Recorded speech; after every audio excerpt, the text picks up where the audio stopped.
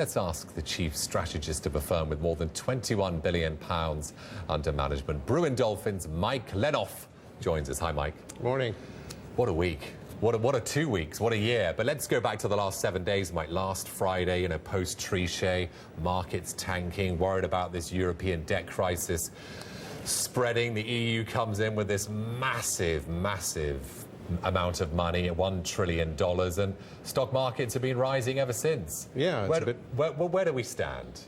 Well, it's a bit like saying crisis. What crisis? I think what's happened is that there has been a very assertive response to an attempt to stabilize the background for the Eurozone and the Euro in particular, and to reestablish some credibility within the monetary union. Secondly, there does now seem to be a very earnest approach on the part of certainly Greece and Spain and probably Portugal next to attempt to follow the path to fiscal rectitude. And I think that the markets now have seen that or are in the process of getting the message, and they're responding. But I have to say that I think that what we're really seeing now, I don't think any of this would really happen had it not been for the really good fundamental backdrop that's producing the sort of earnings that we're now seeing. And I think the important thing about those earnings is not just that it's all down to cost-cutting or restructuring, as we heard with Sony, but actually it's coming through in terms of top-line growth. Which we haven't seen, have we? Which we started to see in the fourth quarter of last year in the US, and now we're seeing it with the first quarter results more generally.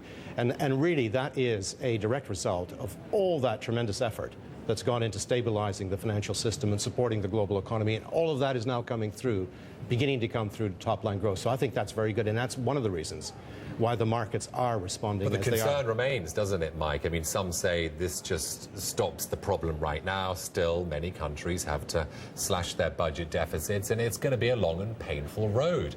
As we travel down that road, it's going to be a up and down period for markets or not? I mean, what's our strategy over the next years as countries really are going to implement austerity measures, strict austerity measures? Absolutely. No, I think it's going to be very, very difficult. The austere requirements they are very disinflationary, and ultimately they could be deflationary. And of course the concern is that the crisis that went from the private financial sector to the public sector could transfer back to the private sector via the banks if the austerity is really just too severe.